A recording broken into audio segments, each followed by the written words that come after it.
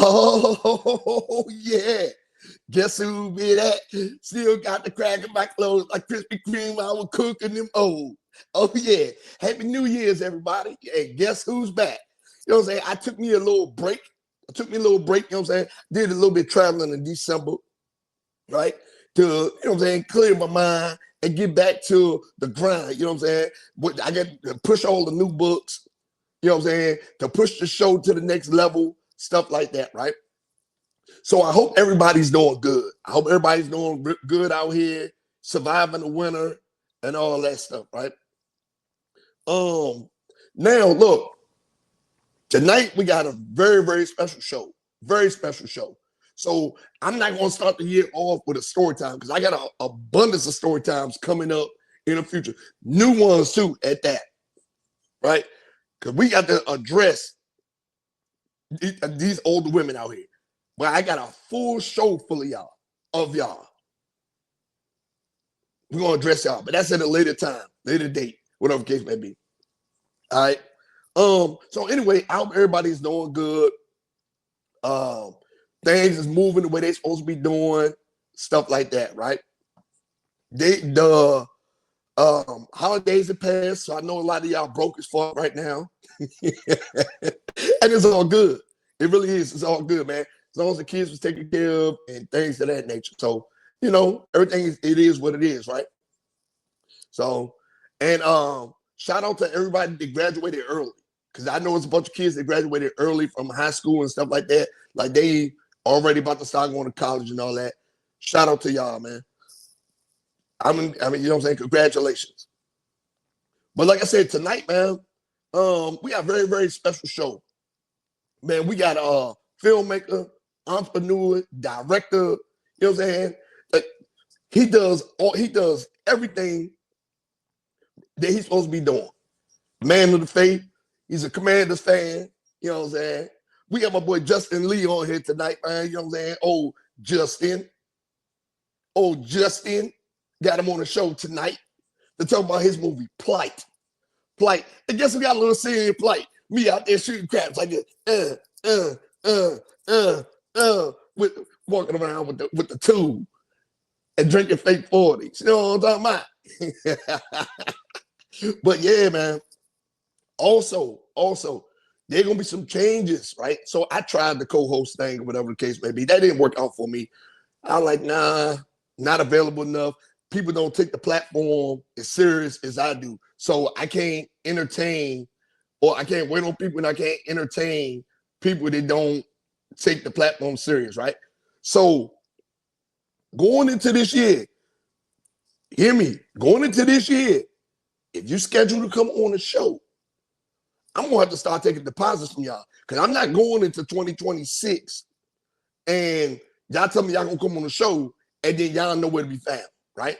That happened to me like 5 or 6 times last year. The people's like, man, can we just reschedule? Absolutely the fuck not. If we schedule you on the show and you unprofessional enough to not show up when you're supposed to, or you hit me up after the fact you're supposed to be there with an excuse, absolutely the fuck not. I'm not rescheduling you. You ain't coming on. Simply put, all right. I know, you know what I'm saying? Hey, man, I'm just trying to help you out. I'm here for the community. You know what I'm saying? So anyway, now back to what I was saying. Now we're about to get into something special because, you know, I got to add this in there, something special, unique, right? For my dog movie, man. Something special and unique for my dog movie, right?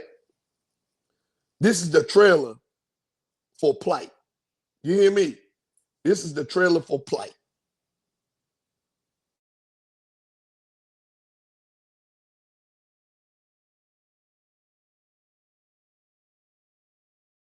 In a world where injustice is woven into the fabric of everyday life, PLight reveals the harsh realities of racial inequality and systemic oppression. This gripping story follows 4 black men: Devin Thompson, Clyde Mosley, Charlie Carter, and Ken Washington, as they navigate a society that devalues their existence at every turn. From workplace bias to wrongful accusations. Their experiences represent the resilience required to survive in a system stacked against them. Patience demands that we be ready to wait. Even though our situation may not be perfect. Family, we don't know this nigga. Boy, I do not have time for that. Excellent. Hey! What did you do?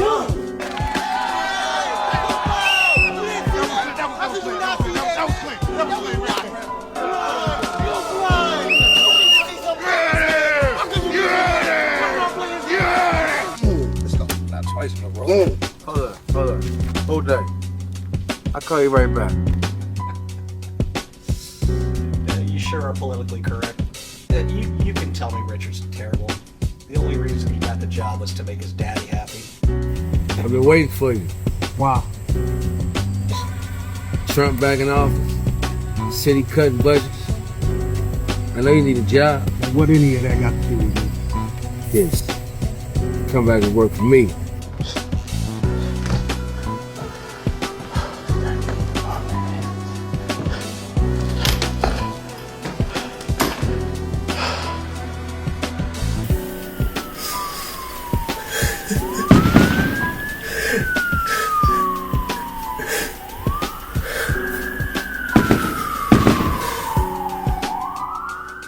Do I need to teach you how to be grateful for all I do for you? Excuse me? No, ma'am. That's what I thought.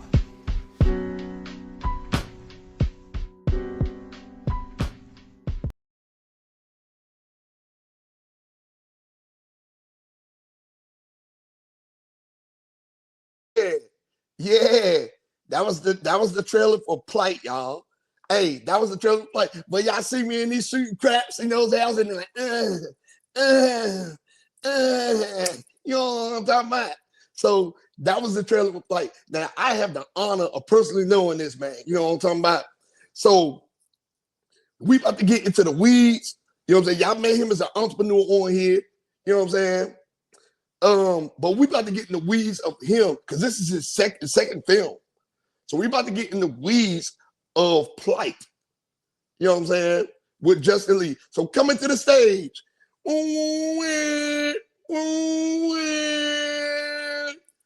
We got Justin Lee in the building. Let's go.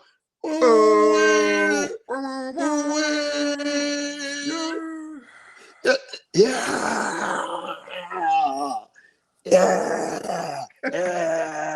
Hey man, look, first and foremost, man, Happy New Year's, man. Yeah, Happy New Year's, dog. Hey, thanks for having me, man. Hey, look, hey, you forgot to give yourself a shout out, man. Like you did an amazing job with the coat drive. Yep. And you had the meals feeding the community. Man, you gotta give yourself a pat on the back, man, for the good things that when you say you're a man of community. Yep. You are a man of your word, man. So I applaud you for all your contributions, man. Keep up the great work. Hey man, appreciate you, man. Listen, so that's one of the things, right? They urge me about a lot of people on social media. I'm gonna tell you why, right? They be all pro-black this, pro-black that. We need to do this, we need to do that. But you know where they have these conversations at? In their house, behind their phone, on their computers. They ain't outside doing nothing, man. So while they sitting over there playing, we gonna be in the community doing the work, right? Somebody got to do it because this all, especially black folks, this all they do is talk. Oh man, the black power, black people need to do this, blah blah blah. They ain't never held no community events, no marching.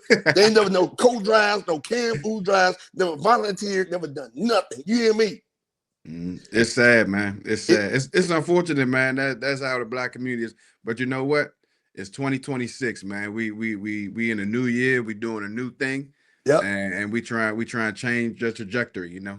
Yeah. Man, hopefully people can take the lessons from PLight, man. Because I mean, I like the theme of the movie. So tell first, reintroduce yourself. Everybody, reintroduce yourself to the fan base. Yeah, man. Hey, so my name is Justin Lee. So I'm a local guy from the DMV, born and raised in Sea Pleasant, Maryland. Man, I went to Tuskegee. Shout out my HBCUs. You know, went to Tuskegee University, studied aerospace engineering, and man, in 2021, you know, started this company, Quantum Senses, where, you know, we focus on providing, you know, assistive technology. We have ear acoustic headphones that help people with mild to moderate hearing loss and hearing disabilities. A few years ago, you know, we launched our first movie, Turning Point, you know, which is still out there, man. We had a bunch of showings. We sold out some shows.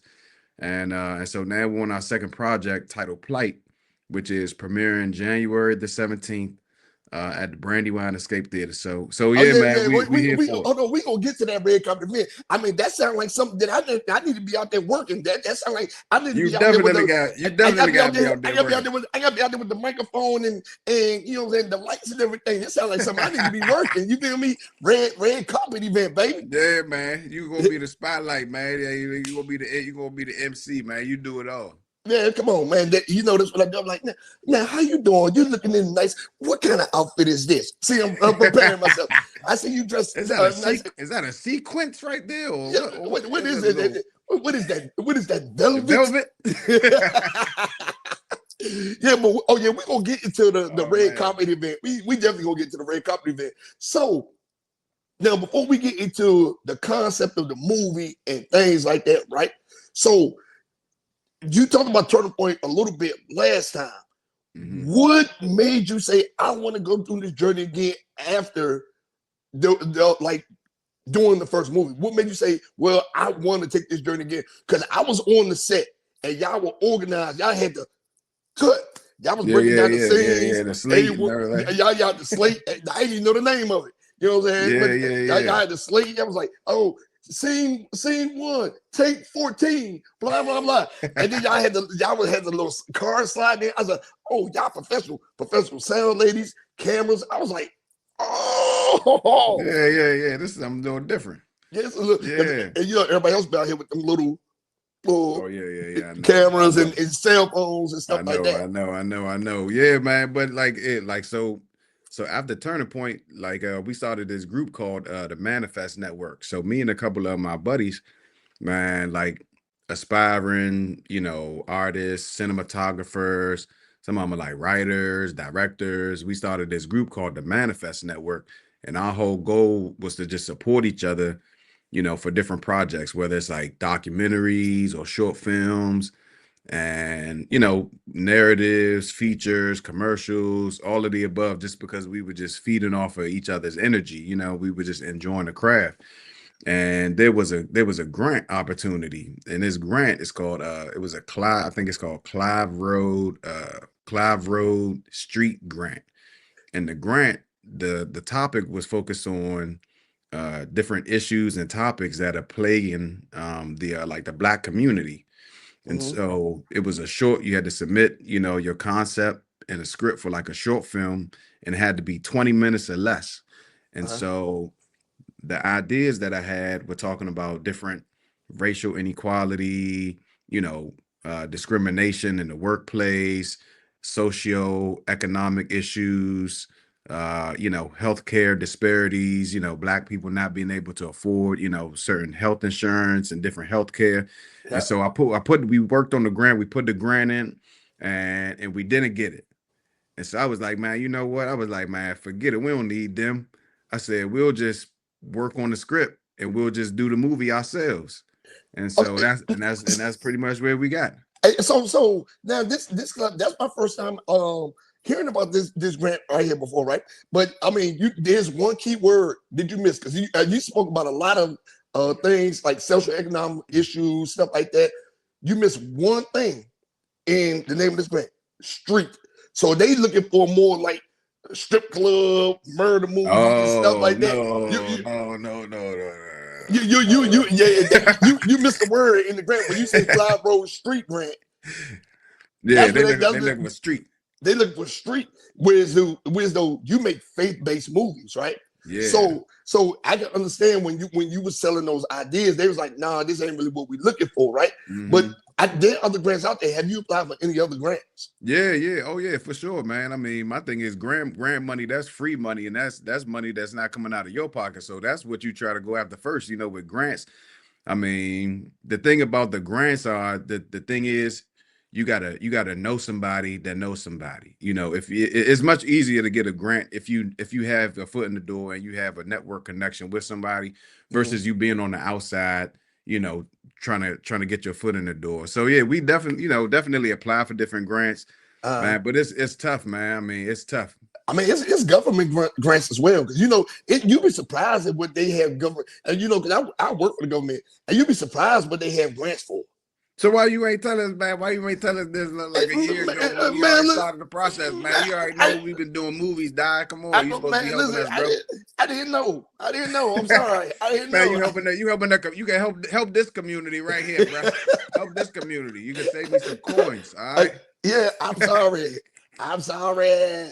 Man, but they have lists of they have websites with lists of grants, scholarships, and all that stuff like that. You feel what I'm saying? Yeah, but man, listen. Literally, they got grants. They got grants for people that make coins for the military. They got grants like you'd be surprised what they got grants for. Like, you know what I'm saying? Opening stores on military installations, movie grants, entertainment grants, stuff like that.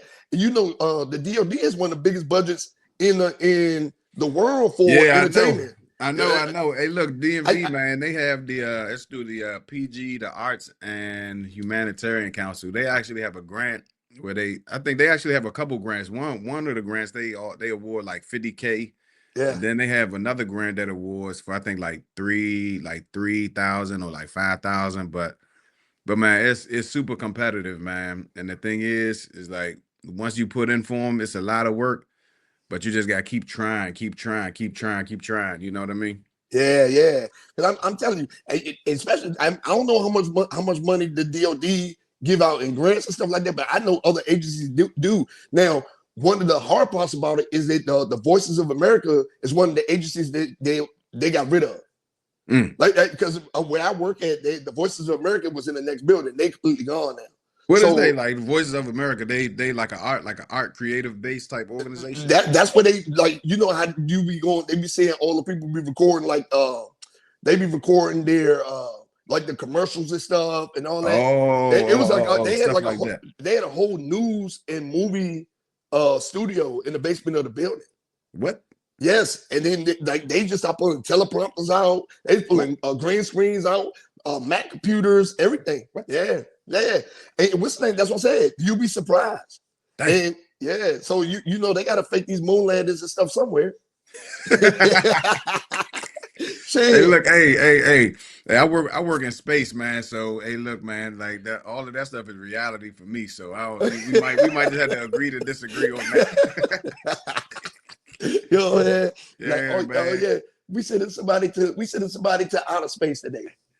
Man, that dude in Arizona, man, cut it out. Arizona. Hey, nah, man. Hey, I gotta justify my paycheck every 2 weeks, man. So hey, don't try to mess with my cash flow situation, bro. My bad. Out here with the conspiracy theories. Yeah, man. You gonna have me furloughed permanently. I don't need that. Oh yeah. No, we don't need that. We need you out here. You know what I'm saying? Funding your yeah, that's right. You know what I'm saying? Your son. For sure. That's right. So now, with you being in this, right? So along this journey with your filmmaking, especially with this one right here, what were some of the difficulties you had? Because I know there was scheduling issues and stuff like that. So what were some of the difficulties that you had with this one, with this movie? Yeah, for sure, man. I mean, like the biggest thing is we had a much larger cast, and so the actual planning and the actual execution was a bit of a challenge, because the thing is we had 2 weeks, and I probably should have note to self, I could have did a better job as far as actually stretching out the film time. People don't understand that these projects you're filming like 12-hour, 13, 15-hour days for like 11 days, 12 days at a time. and depending on, you know, what scenes you're trying to film, you may have to leave a Yeah. venue at a certain time. You may get in there from, you know, 8 a.m. They Yep. might give you until 5 p.m. So that's, you know, that's like 9 hours. So if you're Yeah. going over your time, that means you need to schedule another day to get in, because, you know, maybe the setup may have been a little longer, or you needed more time to do, you know, more takes. So, you know, my thing, you know, I like, sometimes I felt bad because people are actually like waiting around like hours to film their scene. Yep. And sometimes if we don't get the right shot, you know, then sometimes, you know, they might have to come back another day. So people were taking leave off of work. You know, people were like waiting around for a few hours. So, you know, I felt bad because I was like, man, I don't want to waste people's time, you know. So that was definitely one thing that was a challenge for me. But there were definitely days where we put in like 13-hour, 14-hour days, you know, on set. So Yeah. it's See, definitely like a see, real production. see, everybody can't be out there naturally one take. You know what I'm about? Shoot. I was like, I was out there like I was like, I felt like I was on the block. Yeah. Like it was a natural. It was a natural. Yeah. It was a natural, man. It didn't say one word. Just like,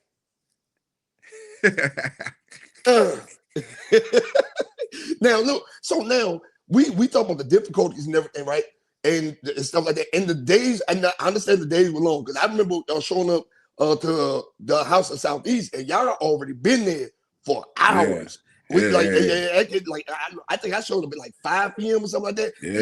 Y'all already been there for like hours. I was like, dang, man. I knew y'all been there for a while, because a lot of the food that was on the table was gone. The water was all drunk up. I was like, oh yeah, they been here for a minute. I was like, dang. Yeah, man. So you got to feed, man. You got, the thing is, you got to feed people like breakfast, lunch. Yeah. Like if it's late, you got to have like dinner, pizza, or some chicken wings. You got to have something for the people, you know. Yeah. So now, since we're getting into the weeds of this now, right? Tell people what the movie is about. They got a little snippet of the word case maybe, but from your lens, your scope, tell people what the movie's about. Yeah, man. Like, so PLight, like this movie is about real life circumstance, real life scenarios of four different black men. Okay. These guys are just facing different hardship that people are facing on a day-to-day basis. You know, when you say from the streets, these situations from the streets too, you know, whether it's street or whether you work in corporate or whether you're working a blue collar job, you know, nobody is immune from these things. You know, you got one guy, you know, getting fired and let go, you know, because the city is having budget cutbacks. You know, we just experienced that with furlough and all these other government, you know, shutdowns and all these things. So, and it might be happening again here in a couple of weeks. Hey, look, man, these are real situations. You know, how do people respond to it? You know, especially if you and your family, you know, if you're the breadwinner for your family and you guys have financial goals, and then you have a huge setback, you know, it's like, how do you respond to that? You know, so that's one guy. You know, another guy, you know, he's, you know, young in the corporate world. He's getting looked over from different, you know, promotional opportunities given to somebody that's less deserving than he is. I'm sure we can all attest to, you know, those situations. Yeah, for sure. And then another young guy, you know, he suffers abuse, you know, mental and verbal abuse, you know, from his mom, you know, living in like a single family household, trying to take care of his brother because his mom is not really doing a good job. And now, you know, she said, oh, well, you ain't good for nothing. You just like your dad, you lazy, And so how is he trying to navigate life, trying to go to school, trying to raise his brother, trying to go to college, and, you know, trying to do positive things. I want to give him his props. Hey, he can act. And my dog can act. I want to give him his props. I was like, oh, okay. I was like, hey. I'm like, oh, all right. Yeah. And then the last guy, you know, he's basically trying to take care of his wife. She gets a diagnosis. She doesn't tell him about it because she's nervous about him using his life savings, trying to take care of her. But if he does that, then he's not going to have any money for retirement.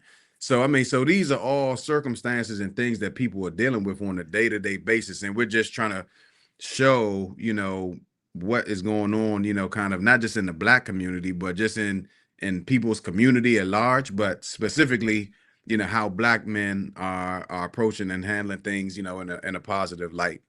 And I'm glad you're making a movie like this, right? Because and I really, really hate to say this. I really, really hate to say this, but I think we're the only people, us as Black men, I think we're the only people out here that are loved on the conditions of what we can provide. Right. Like there are women that love their pets more than their husbands. You feel what I'm saying? Yeah, so yeah. like we're like that. This is what work. If you ain't providing nothing at work, they're like, well, we don't need you.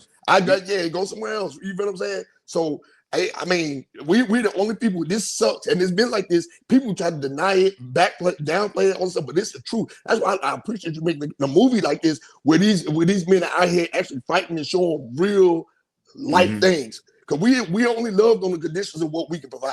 Yeah, and you know what, and one of the core, focuses it because it is faith based, and a lot of it is talking about just different vulnerabilities, because a lot of times people go through issues, and you might be having a problem similar to mine, but sometimes pride may get in the way, or we might feel a little insecure about talking about, hey man, I'm having some issues at home, I just got fired from my job, but when you're vulnerable and you could talk about these situations, now you have somebody that you could share things with. You got somebody that you could lean on, and and if they good people, they'll give you encouraging words, pray for you, and try to help you make it through that tough situation. So in your hard time, who do you go for your encouraging words besides church? Man, besides church. Man, I mean, shoot, I call you sometimes. yeah. Hey, look, it's good to hear from another brother. You know what I'm saying? Yeah. Oh yeah, for sure, man. I mean, I had like cousins, I had like different mentors. I mean, my brother, I got a couple brothers, like blood brothers and stuff. So I mean, I talk to them about just personal issues, career things in my career, different personal things, maybe in my marriage, or even like self-developing characteristics and traits and things that I got to work on, so there's nothing wrong with that. It just has to be the right people that you can trust, and you can share those things with, that's not going to put your business out there. Facts. That's a big fact. So now, do you feel like your support system is why you're making faith-based movies like this? You think it's because of your support system? I don't know if it's because of the support system, but I definitely know that it makes it easier to write a script and make the topics relatable. Yeah. Because it's not something that's far-fetched, and you're not having to reach for something that you never experienced, So if you're, when like writing about, Charlie or Devin or Cloud or Ken or any of these characters, it's because I've either gone through some of these experiences, or I know somebody, that's gone through these things. I mean, I know family members. I have cousins that are Black men that have been fired from a job before, and they're struggling through the difficulty of dealing with issues at home and how they're gonna pay their bills. And oh man, like we be the last ones, like men in working age, we're the last ones to get unemployment. I don't know if people know that. If you're a man in working age from 18 to 63, if you're a working age man, we're the last ones to get unemployment, as long as you're able-bodied. Yeah, hey, look, like not even just the unemployment. It's like even if you're trying to get another job and you're trying to work, if you're over a certain age, people are not even going to entertain like an interview, or not even going to look at your resume. They're gonna be like, oh yeah, how old is he? Oh nah, we need somebody in their 20s or somebody in their 30s. But I mean, it makes sense. It's unfair. It's one of those things that's unfair. Like why pick you up at 50 when I'm only gonna get maybe 15 years out of you, when I can get somebody that's 23 and I can get 40 years out of them, 45 years out of them. So it's one of those unfair things. I think they start kind of closing on. The government's starting to get bad at that too. I'm starting to see a lot of our experience leaving, and they bringing in the youngins, and they just letting the experience walk away. They're like, hey, nah, just go ahead. We got this person coming in. Yeah, man. So, hey, it's all like a numbers game. You know, we talk about some of that too in the movie. You know, it's like, okay, like if you've been working for 30, 40 years, you know, why am I going to pay you, you know, a 6-figure salary when I could, you know, hire a 20-year-old and pay them, you know, 45, 50,000. And you can have 2 of them. Yeah, it's like I could get 2 for the price of 1. You know, so why like. So I mean, it's messed up how society and how, you know, how the culture, you know, is doing that, but that's the reality of it. So it's like, if that's the hand that you're dealt, you know, how do you respond to those things, you know, positively? How do you respond to it without, you know, crashing out or, you know, self-destructing, you know, in a society that may be stacked with the odds stacked up against you? Yeah. So I don't now with you writing these characters, writing, you know what I'm saying, being part of the script writing team and all stuff, out of all the characters in the movie, which one is most relatable to you? Oh man. I would say the character Devin. Like Devin, and I would say a little bit of Charlie, because Devin, he's a bit naive, you know. He's like, oh yeah, I've been working at this company for like 10 years, and oh, I've been doing this and I've been doing that. Why I'm not getting promoted? And it's like, dude, you know exactly why you're not getting promoted. Yeah, we know exactly why you're not getting promoted. You know what I mean? And then it kind of goes into detail as to, you know, they kind of talk about, well, you know, we got you here just for temporarily, just so you could keep things afloat, blah blah blah. So, and then the character Charlie, you know, he's trying to navigate life, and he's raising his little brother. So, you know, I grew up in single family household, you know what I mean? So I have a younger brother. So I know what it feels like when you got to take your brother to school, you got to pick him up, you got to cook dinner, you know, you got to try to help your mom out, you got to, you know, clean the house. It's like you basically are being a parent as a teenager, and but it's kind of taken away from you enjoying your life in like your teenage years, because you have so much responsibility.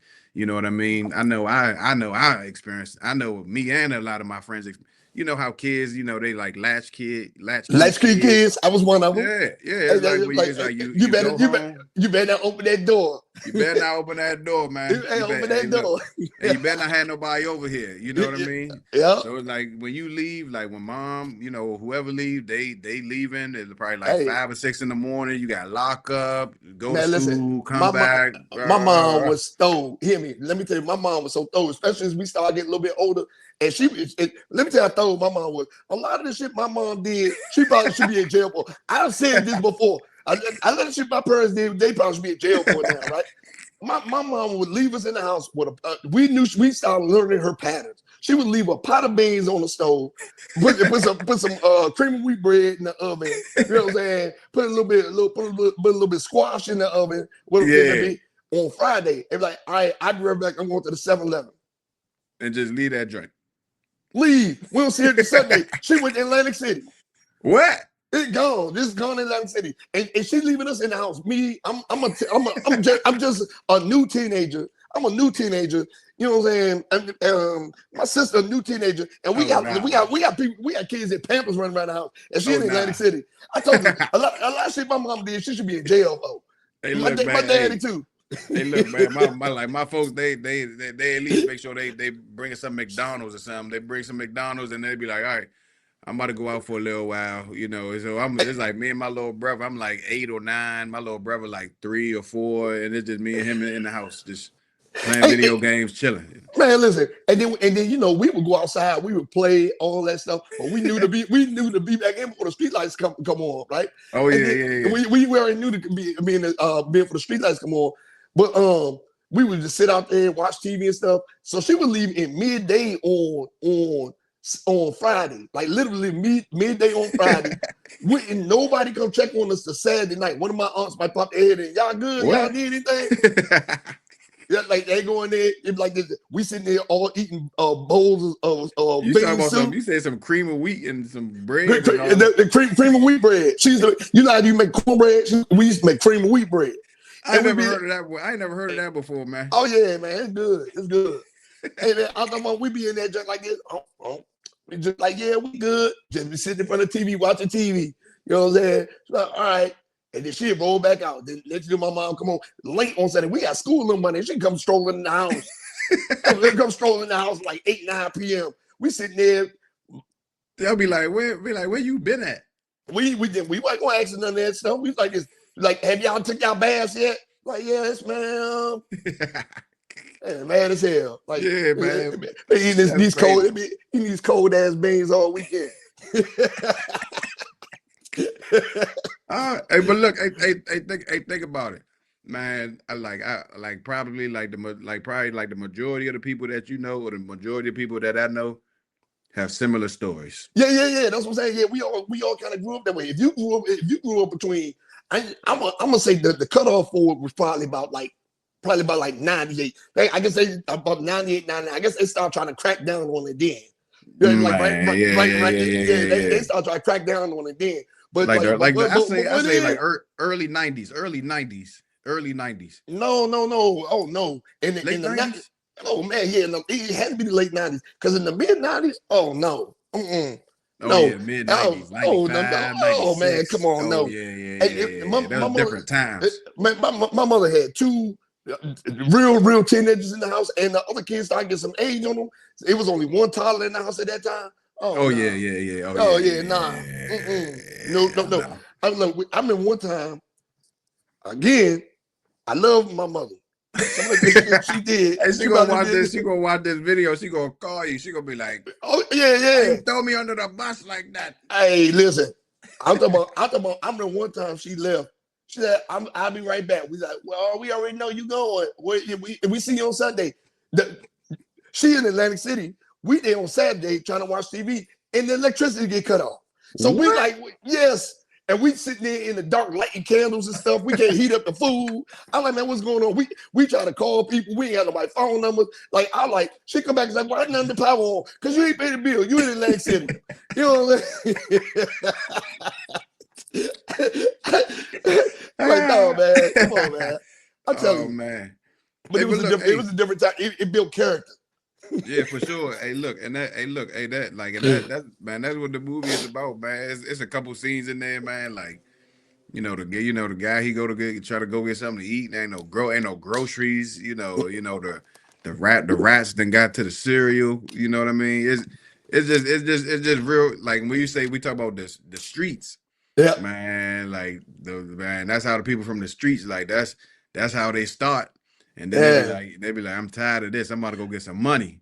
Yeah, even in the scene that I was in, when we was trying to, you know what I'm saying, we was trying to reel them back in. Like, man, you know you need this. Come on. Yeah. You know what I'm saying?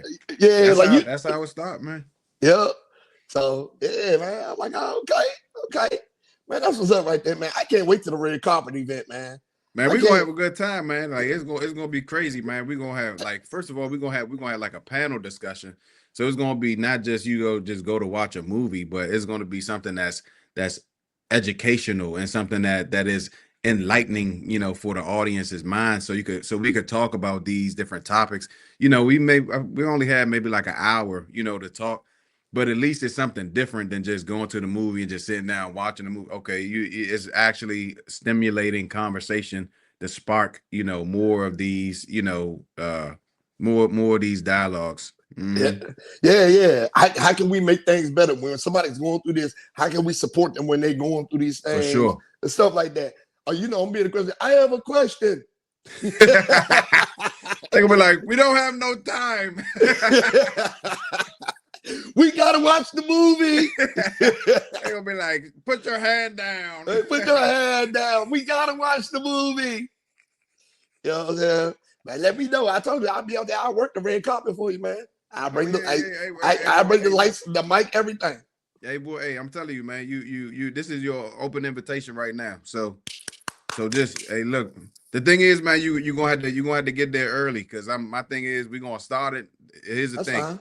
We're not doing CP time. Oh no. Like when we start at 7 o'clock, we're gonna start the joint at 7 o'clock. So all the people that are gonna do the red carpet, you're gonna have to do it from any time before 7 o'clock, 5 o'clock, 5:30, 6 o'clock, 6:30. You could do it all up, but 7 o'clock, man, we starting, man. Yeah. I'm gonna say yeah. No, when it comes to stuff like this, I be there early. Like, where y'all at? Yeah. You got a network. Yeah, network. I'm like, where y'all at? I'll be out there in a nice little 3-piece in the cold. How y'all doing? Nah. We ain't gonna be in the cold. We gonna be in the nice, the nice, man. That Brandywine, man, that theater is nice, man. It is.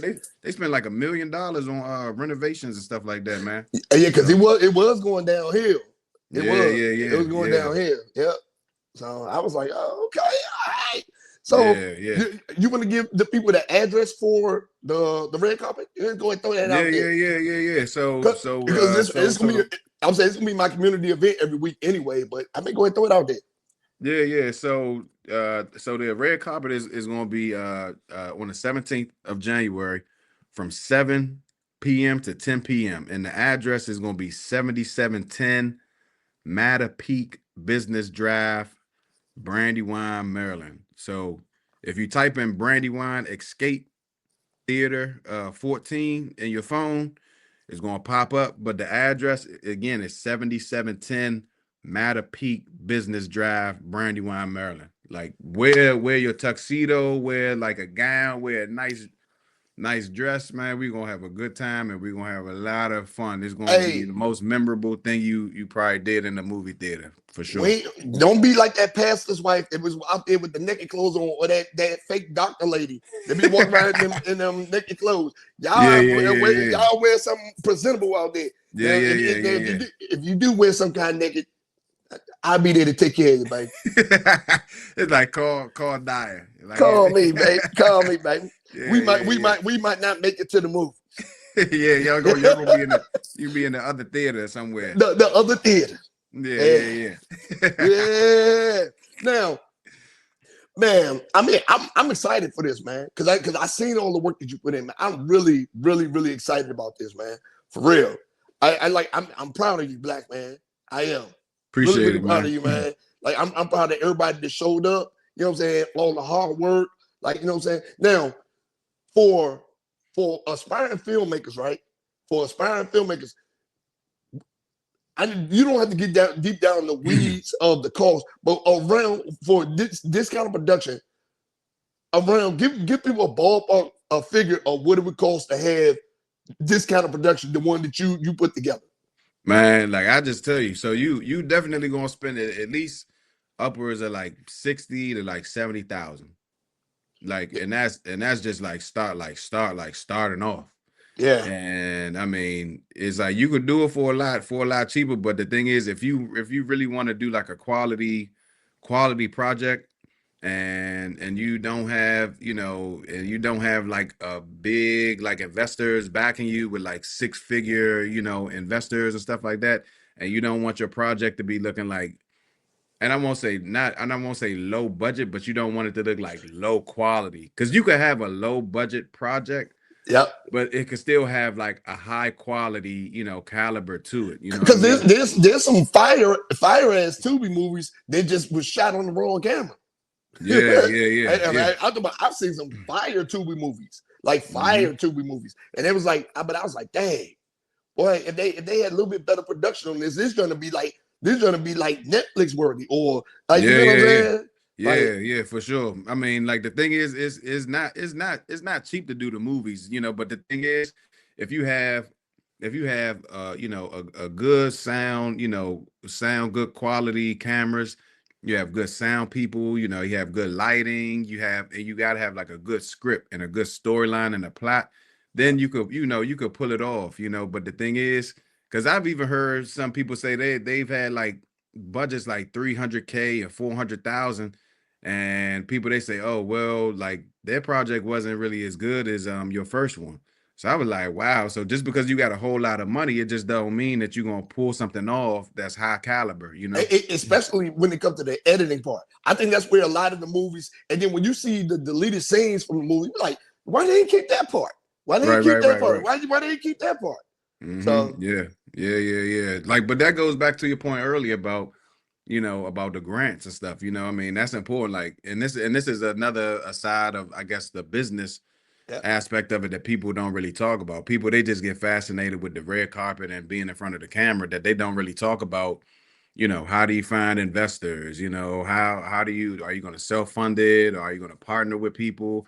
yeah. When you finally get the project done, like, how are you gonna market it? Are you gonna get a distribution deal? Are you gonna sell it outright? Like, who do you talk to? Do you have an agent? So it's a whole nother aspect of like the business world of movies and entertainment, outside of just getting a camera and just saying, all right, We gonna like, let's record go. this movie. Yeah, Yeah, it's way more to it than that. Yeah, yeah, for sure. yep. Actors have to be paid. Like, you know what I'm saying? Location that you're shooting at, you have Locations. to rent those out. You Like, gotta you gotta get it, man. These places, you gotta get insurance. yep, You gotta pay the actors. You gotta pay the production people. You gotta pay for food. yep, Sometimes you gotta pay for transportation. I mean, like yep. like even like props and like costumes. You gotta pay for all that stuff. It's like that stuff is not cheap. You know what I mean? So it can add up like really quick.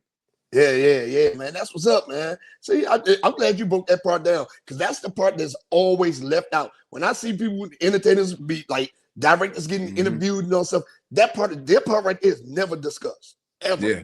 It's never discussed. They be like, "Oh, the movie was good," blah blah blah. But the people don't get in the weeds with it like you just did. You feel me? Yeah. But Yeah, that's so- important. That's important, man, because the thing is, it's like, for example, like once you're done with a project, if you spend like $60,000 or $70,000, on a project, you trying to like recuperate your money. You know what I mean? So it's like, Yeah. it's an educational piece to it that I think we should probably be talking about more of in the Black community, because it's like when you network and you could pool, your resources together, then it's now just one person taking on the burden. It's like, okay, well, you got 3 people put up 20,000, 25,000, then we could use our network to try to find like somebody to buy the project and make our money back and a little bit more. But we don't really talk like that. Yep, and we should. But Black people ain't monolithic people. We not. Yeah. And we had upward mobility in this community. Man, Dr. Clark Anderson been talking about this shit for decades. And we had upward mobility in this community, we will be all right, but we're not monolithic people. A person can see you making a movie like, well, fuck that. I'm not doing that movie. If he's doing one, I'm gonna do one too, instead of going over there and trying to work with you. Right, You know what right. I'm saying? Yeah. I'm like why we like this, that crab in the bucket mentality, I don't know. Right? I don't either, man. But I don't like it, and I don't like it. I don't operate that way, man. My thing is, man, like the people in my circle, if I have information and I know something and I can help you out, I don't mind sharing it. Like I talk to people, I say, hey man, like, so what have you done in the past? They help me out. They don't try to be like, oh yeah, like I'm gonna send you this invoice for like $10,000 or blah, blah, and vice versa. If I can help them out, I help them out. Like that's how we supposed to help. That's how you continue to build your community, and you build a strong team. So when it comes time to like collaborate or work together in the future, you already know the people, and you already built some trust with them. That's right. And if you can't tell by all the people I've had on my show, networking is my thing. Yeah. Oh, yeah. Networking is my thing. Shit, we gonna get it done. And you know what else is crazy? How you talk about recouping your money? Another thing people don't talk about is that streaming money is not what you think it is. And podcasters, people doing music, all that stuff, streaming money ain't what you think it is. No matter the numbers that you're doing, streaming money is not what people think it is. It's not, because I'll be trying to figure out, like, I mean, like when I get these reports, I'll be trying to figure out like how are they calculating impressions? Because you say, people, they say, first people say views, then people say impressions, then it's like, okay, so plays on your reels, plays on your content, stuff like that. So how are they doing like these? How are they calculating these numbers? You know what I mean? Because sometimes you might get like, you might get a check for like $75. Then another month you might get a check for like $3,000 or $4,000. So you like how are y'all calculating this? I don't get it.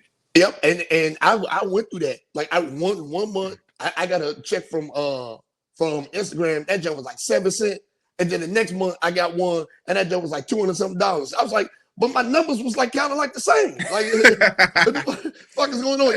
Y'all owe me money. Hey, look, hey, or even another one, like, man, like it was one month I was like playing my own movie in my house. I was playing the joint from my laptop, I was playing it from my TV, I was playing it from like the other bedroom, I was playing that joint on like 5 different, and then the check was the same. I was like, this don't even make sense. It don't make sense, man. It Yeah. don't. All right, man, but look, you can't come to Journey of a Jackass again and not escape this segment. So you already know what time it is. You already know what time it is, man. I have some questions, man. Yeah. I have some questions. Yeah, it be going crazy with these joints. Yeah. Yeah, I got something for you though, right here. Watch this. Okay, now you watch old time like Roman movies, like when the gladiators, like Gladiator, yeah, gladiator movies like that, right? All right. Question number 1: 10 minutes in a gladiator pit with gladiators and lions, right? Or in a small cage full of horny gorillas. Oh hell no!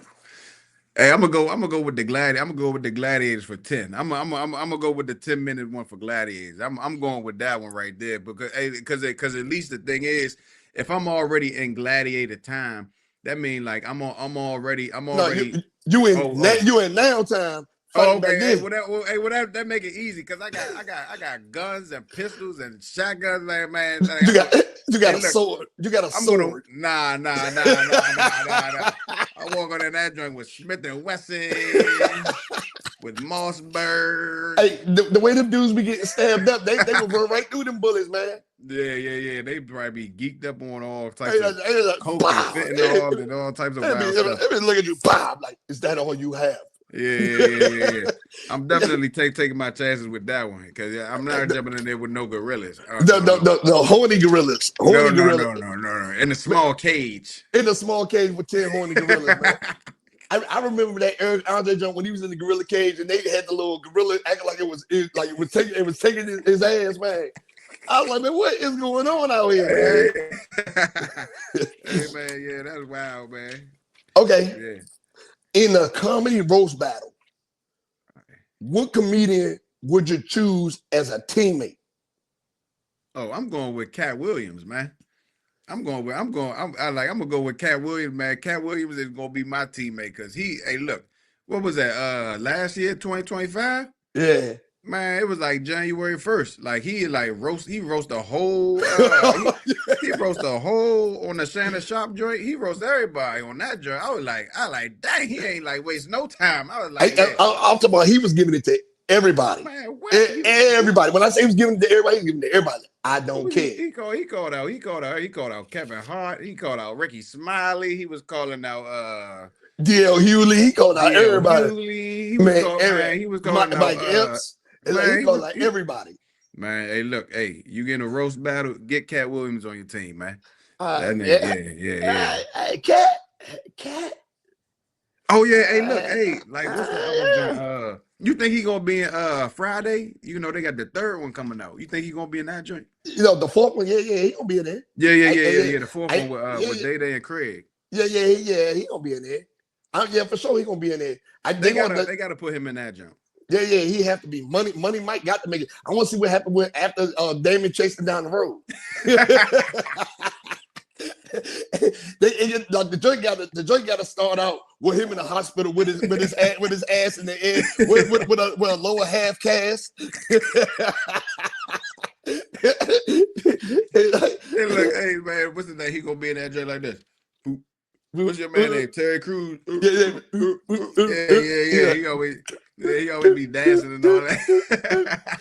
Like that's the way the joint got to start. The joint got to start with him in the hospital like that, with a cast on his lower half. Yeah, I'm looking forward to that jump. It's gonna be funny. That jump gonna be funny. All right, ready? All right. Next question. All right. A threesome with 2 homeless women on the box, in the street as they are. In the box? On the street, like, where they at. In a cardboard box. Right there where they at on the street. Or never have sex again. Oh, Jesus.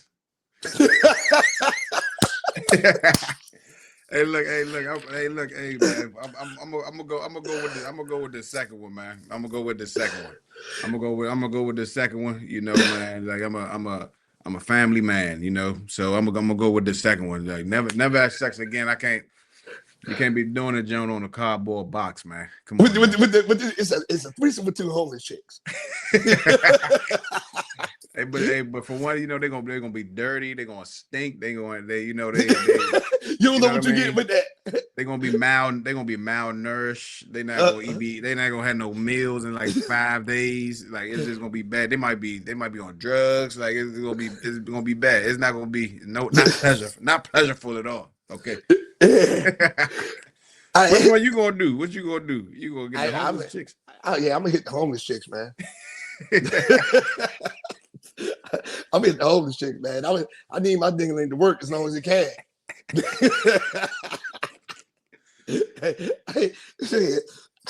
Okay.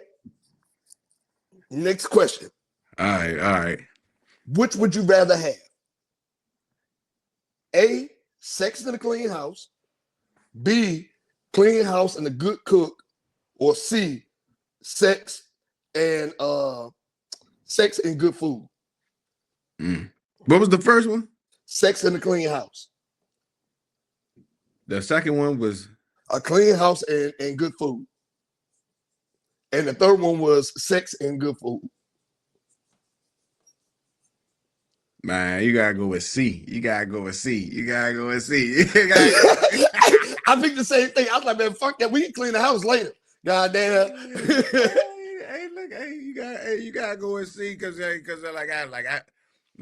afterwards, you're definitely gonna be hungry. Yeah. You don't care about like what the house look like. We'll pay somebody to do that for us. Okay, we don't gotta worry about that. We don't gotta worry about that. But okay. you're definitely gonna be hungry. You're definitely gonna be like we can't eat no cream of wheat sandwiches and cream wheat and bean soup.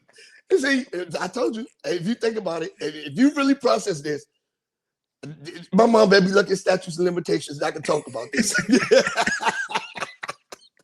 They're gonna be knocking on her door in like 30 minutes. Be like, pop, pop. But I'm like, hey, I'm like, yeah, we child neglect. Well, my kids are all grown. Child neglect. Oh man. Wow. Yeah, I'm telling you, man. Okay. Last question I got for you. All right, last one.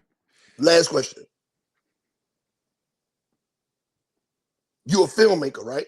Mm-hmm. You make great films.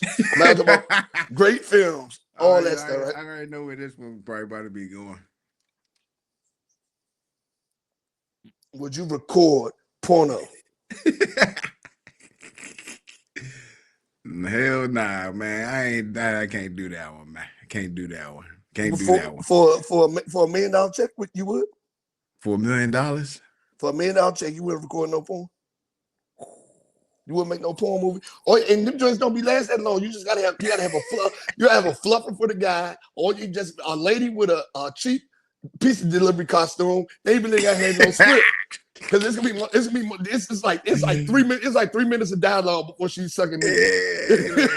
You gotta be like Molly Maid and Joe the plumber. And Joe the plumber, yeah, baby, I need my plumbing fixed. Yeah. Oh, do you? Yeah, let me see what you got. Yeah. You need the pipes unclogged. You need the pipes unclogged. See? Yeah. What do you need there? See, you already.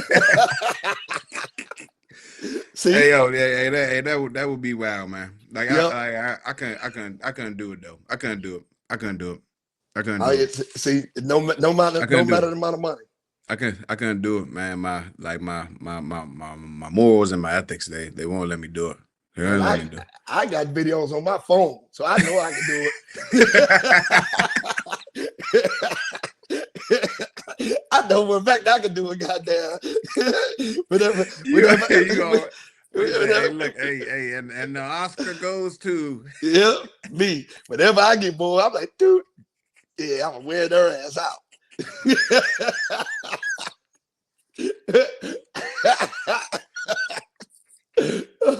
Oh man. Oh yeah, man. So that's all the questions Hey, I like, got. hey, you're gonna be in that joint like, first, I want to give all glory and honor to God. I want to thank my family for supporting me and on this journey. I want to thank my coach for coaching me through this, and thank all my supporters. I want to thank the fluffer. I want to thank the fluffer for she got me up in between the rounds. I want to give my shout out to the fluffer, and I want to give it out to the, you know what I'm saying, my co-host, my actress, the actress. Without her, this wouldn't have been possible. Yeah. She gave an amazing performance. She just did a spectacular job. Oh my! She just made things so easy for me. I really appreciate it. She almost got me in the first couple minutes though. We talking shit. All right, man. Look. Tell everybody where they can find you at, man. Hey, look, man. Like, you can find us on Instagram at PLight_film. We also go to our website. It's called PLight-film.com. You can also buy your tickets there for the movie. It's only $20, not $25, not $30, not $50. $20, man. And also Turning Point Film is on Instagram as well. We have a website, turningpointcollective.com.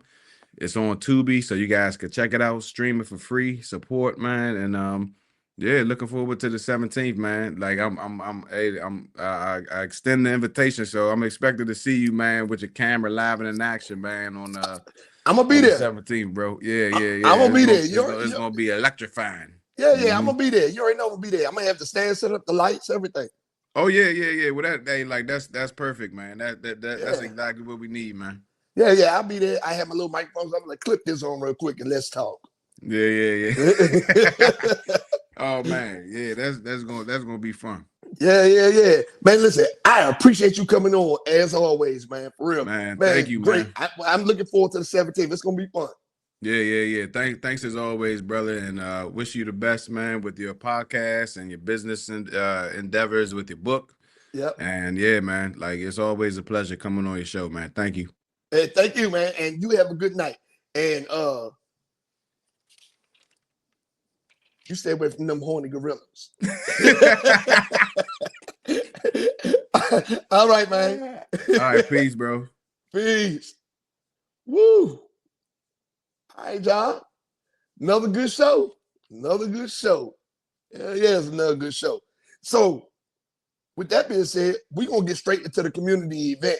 Y'all got to make sure y'all come out and support. We're going to get straight into the community event. So, the community event this week, we just discussed it. The PLight movie, PLight movie screening, right? PLight Red Carpet event. All right. We just talked about it this whole time. PLight, the movie PLight, right? Red Carpet at the Xscape movie theater, right? 7710 Metapeake Business Drive, Brandywine, Maryland. You hear me? Community event. We did talk about this.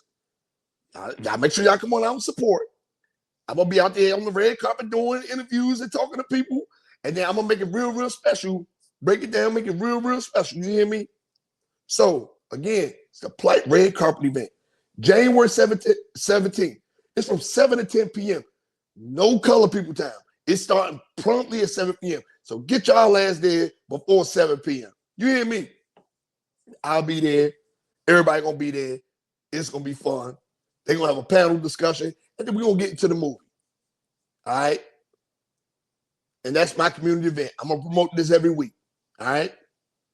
My community event. All right. Now the read of the week. We're gonna get to the read of the week. Say it. We're gonna get to the read of the week. Read of the week. Now, I just picked this book up, right? I really just picked this book up and I started reading it. I was like, oh my goodness. So the read of this week of the week is Freeway Ricky Ross Autobiography. He came up here for an event. At the barbershop I go to, D's Barbershop, right? Shout out to D's, right? At D, right? But he had an event and Freeway Ricky Ross came to the event and he brought all his books with him and stuff like that. So there were books in the barbershop. I said, let me see what we got going over here. Because y'all know I'm a reader. And I looked. I said, oh, Freeway Ricky Ross Autobiography. I picked it up. I read the first chapter. I was like, oh, yeah, I'm going to read this. So I've been blowing through this book, man. He breaks down a lot. He went through a lot. This is like volume 2 of it. So he went through a lot. But there's some shit that y'all don't know about him. I just leave it to you like that. You can go to Freeway Ricky Ross site and get it. You can get it on Amazon and all that stuff. But I got mine at D's Barbershop on Suitland Road. He got them there too. All right. So y'all make sure y'all check this book out. Very, very interesting read. To say the least, it's a very, very, very interesting read. I'm like, it has my attention for sure. For sure. All right. And that's my read of the week. All right. Now, we're here for everybody's favorite segment, right? Everybody's favorite segment. Everybody's favorite segment. Right? Now, you can't make this kind of stuff up. I know I'm late with this one, but he deserves it. He deserves it, right? You see what that says right there? $40 million voided. $40 million voided. And at this point in time, we all know what he done, right? I'm not even gonna call him DK Metcalf. The Kaling Metcalf. Because the dude that he reached up and punched in the face called him that when he went and spoke to the TV in the news. He said, I didn't say anything derogatory to him. I didn't say nothing to him. I didn't call him no racial slurs. I didn't say nothing about his mama, anything like that. He was just frustrated because he wasn't getting the ball. See, dumbasses like him deserve every bit of it. I'm gonna tell you why, right? Luckily, the fucking Steelers made the playoffs.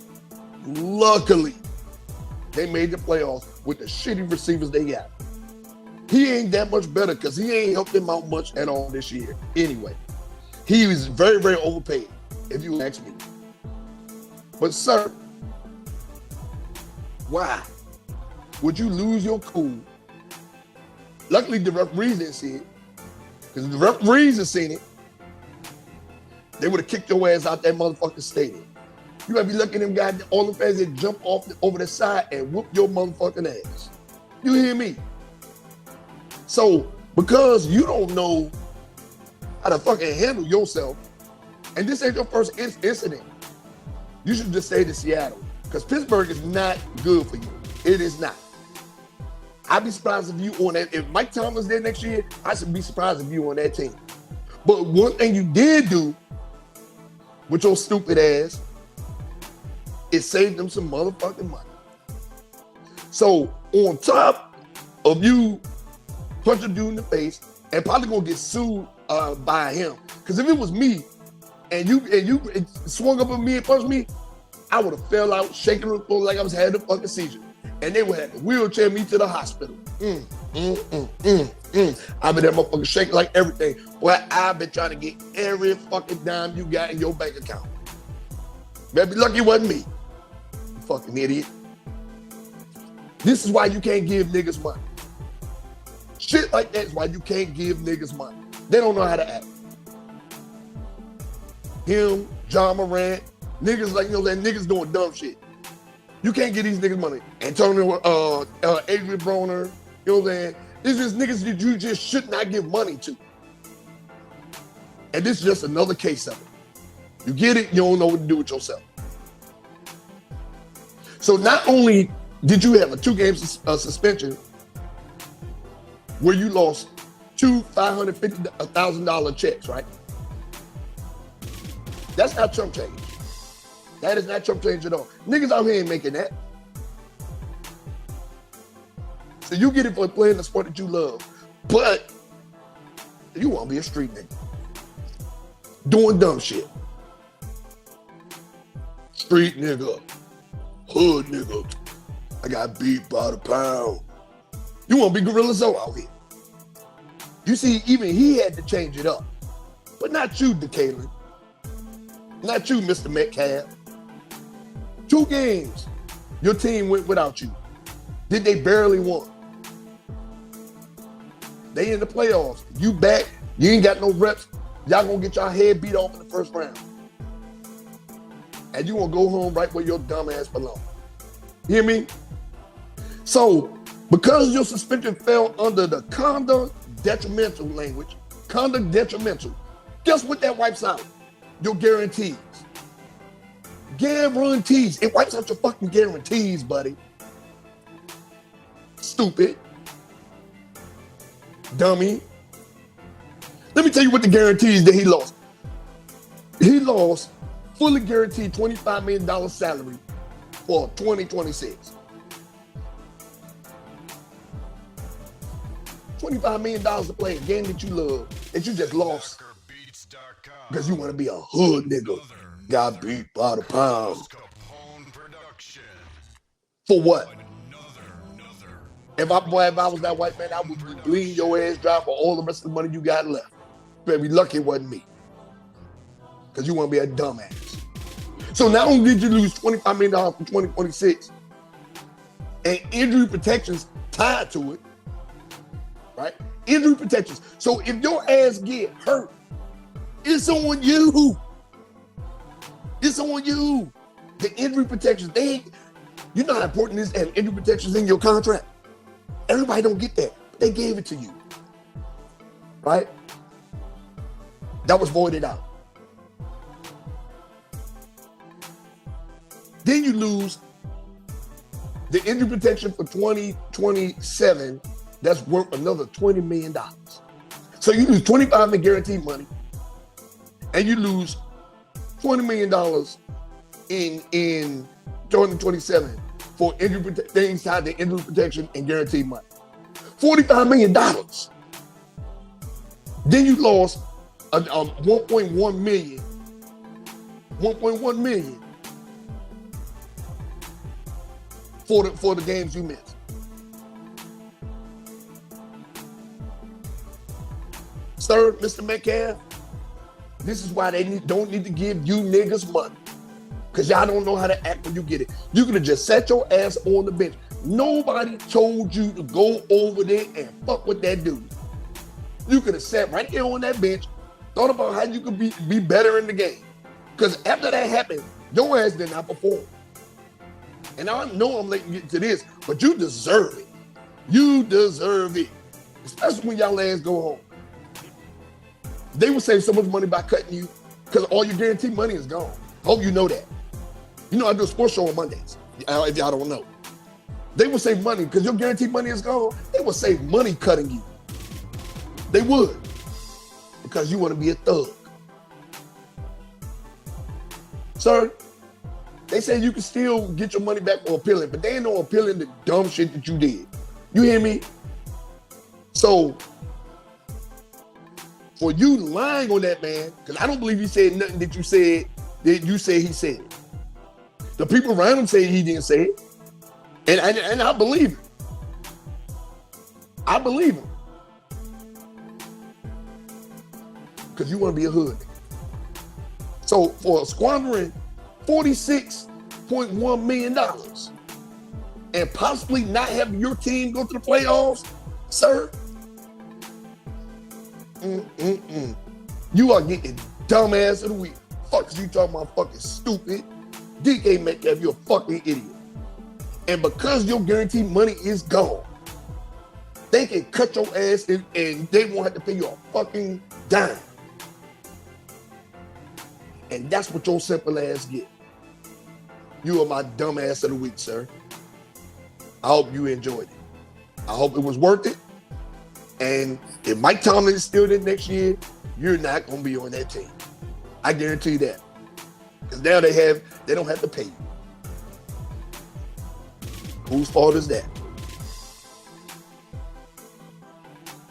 You're my dumb ass of the week. The fuck out of here. Fucking stupid. Oh, yeah.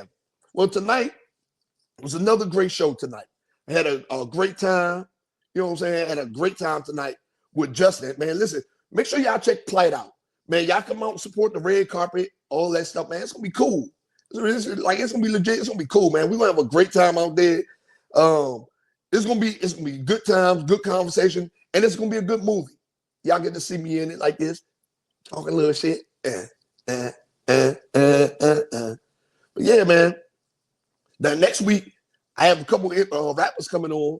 You know what I'm saying? Now, this is going to be a very, very interesting show because next week, the guy coming on, he actually in his 50s. But his music sounds good. But he's just jumping off the porch with it now. So I just wanted to see what y'all think. I'm going to play a couple of songs. I want to see what y'all think. All right? Now, with that being said, Happy New Year's. I'm back. Journey for Jackass, baby. Let's get the fuck out of here. Oh, and I'm going to stream live from the red carpet. Wow. Bye, y'all. I'm out of here.